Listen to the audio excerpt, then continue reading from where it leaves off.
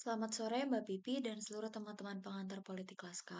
Perkenalkan nama saya Sekardati Pramusita dari jurusan Kriminologi dengan NPM 2206035553.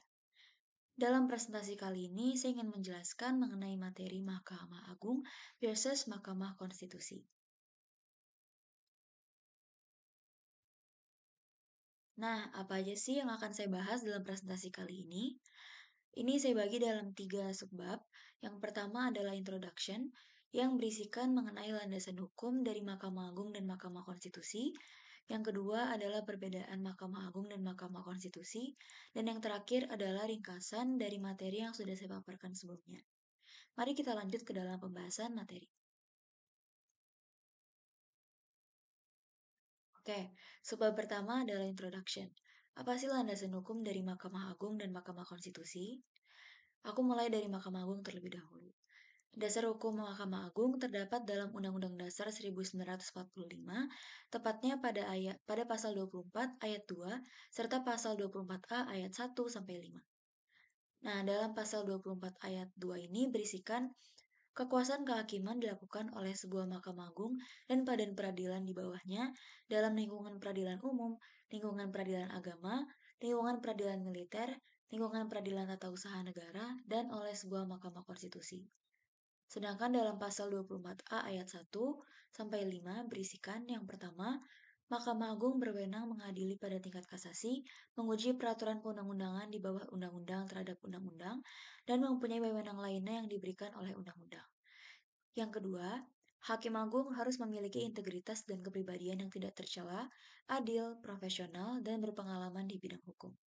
Yang ketiga, calon hakim agung diusulkan oleh Komisi Yudisial kepada Dewan Perwakilan Rakyat untuk mendapatkan persetujuan dan selanjutnya ditetapkan sebagai hakim agung oleh Presiden. Yang keempat, ketua dan wakil ketua Mahkamah Agung dipilih dari dan oleh hakim agung. Dan yang terakhir atau kelima, susunan, kedudukan, keanggotaan, dan hukum acara Mahkamah Agung serta badan peradilan di bawahnya diatur dalam undang-undang. Lalu untuk Mahkamah Konstitusi ini diatur dalam dua.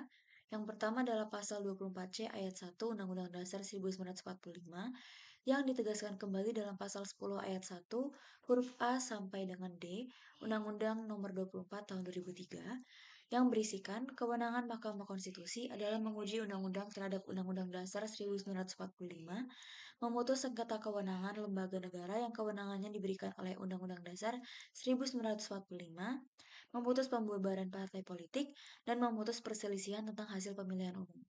Selain itu, juga berdasarkan pada pasal 7 ayat 1 sampai dengan 5 dan pasal 24C ayat 2 Undang-Undang Dasar 1945 yang ditegaskan lagi oleh pasal 10 ayat 2 Undang-Undang Nomor 24 Tahun 2003 yang berisikan kewajiban Mahkamah Konstitusi adalah memberikan keputusan atas pendapat DPR bahwa Presiden dan atau Wakil Presiden telah melakukan pelanggaran hukum atau perbuatan tercela atau tidak memenuhi syarat sebagai Presiden dan atau Wakil Presiden sebagaimana dimaksud dalam Undang-Undang Dasar 1945. Nah, masuk ke dalam topik utama dalam materi presentasi kali ini, yaitu apa sih perbedaan dari Mahkamah Agung dan Mahkamah Konstitusi. Yang pertama adalah dari sisi kewenangan.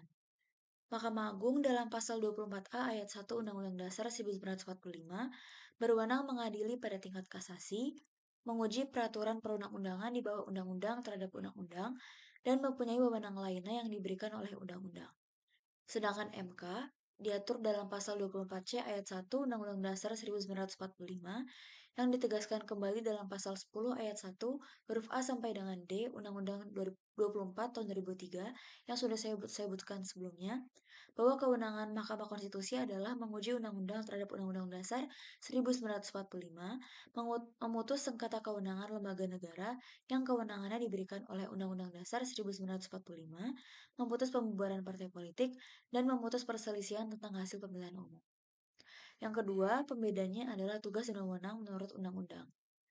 Mahkamah Agung diatur dalam pasal 28 ayat 1 mengenai tugas dan wewenang memeriksa dan memutus A. Permohonan kasasi, B. Sengketa tentang kewenangan mengadili, C. Permohonan peninjauan kembali putusan pengadilan yang telah memperoleh kekuatan hukum tetap, sedangkan MA dalam eh, Undang-Undang Dasar Nomor 24 Tahun 2003, Pasal 10 Ayat 1, Undang-Undang Mahkamah Konstitusi, berwenang menguji undang-undang terhadap undang-undang dasar atau terhadap aturan yang lebih tinggi.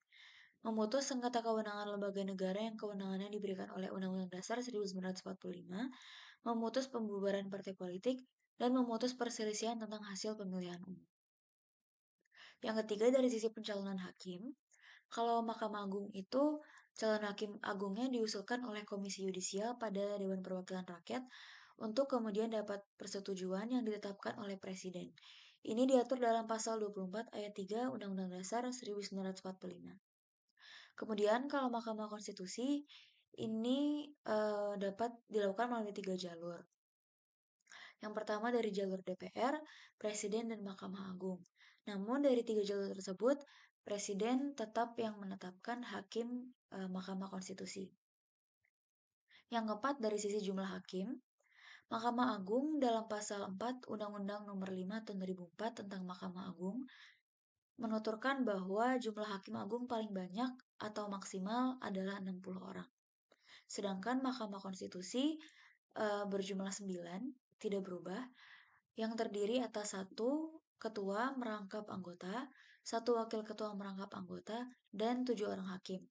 Ini berdasarkan pasal 4 ayat 2 Undang-Undang Mahkamah Konstitusi. Kemudian yang kelima ada cabang kekuasaan kehakiman.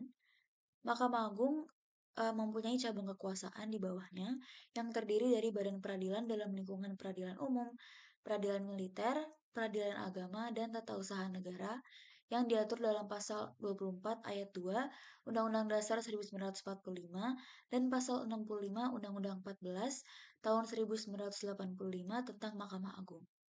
Sedangkan Mahkamah Konstitusi dalam menjalankan kekuasaan kehakiman tidak memiliki cabang kekuasaan, dalam artian Mahkamah Agung hanya ada 1 dan berkedudukan di Ibu Kota Negara Republik Indonesia yang diatur dalam pasal 3 Undang-Undang Mahkamah Konstitusi. Lalu untuk yang terakhir atau keenam adalah sifat putusan. Putusan dari Mahkamah Agung itu bersifat final, namun dapat dilakukan hukum yang berupa peninjauan kembali putusan pengadilan yang telah memperoleh kekuatan hukum tetap berupa gerasi. Sedangkan Mahkamah Konstitusi, putusannya bersifat final. Dalam pasal 10 ayat 1 Undang-Undang Mahkamah Konstitusi menuturkan bahwa putusan Mahkamah Konstitusi langsung memperoleh kekuatan hukum yang tetap sejak diucapkan dan tidak ada upaya hukum lainnya yang dapat ditempuh. Nah, jadi ringkasan dari materi ini adalah pembeda dari Mahkamah Agung dan Mahkamah Konstitusi ini berdasarkan pada 6. Yang pertama adalah kewenangan menurut Undang-Undang Dasar 1945. Yang kedua adalah tugas dan wewenang menurut undang-undang. Yang ketiga melalui pencalonan hakim. Yang keempat melalui jumlah hakim. Yang kelima dari sisi cabang kekuasaan. Dan yang keenam dari sifat putusan. Sekian presentasi dari saya. Semoga materi ini bermanfaat. Selamat sore dan have a good day. Terima kasih.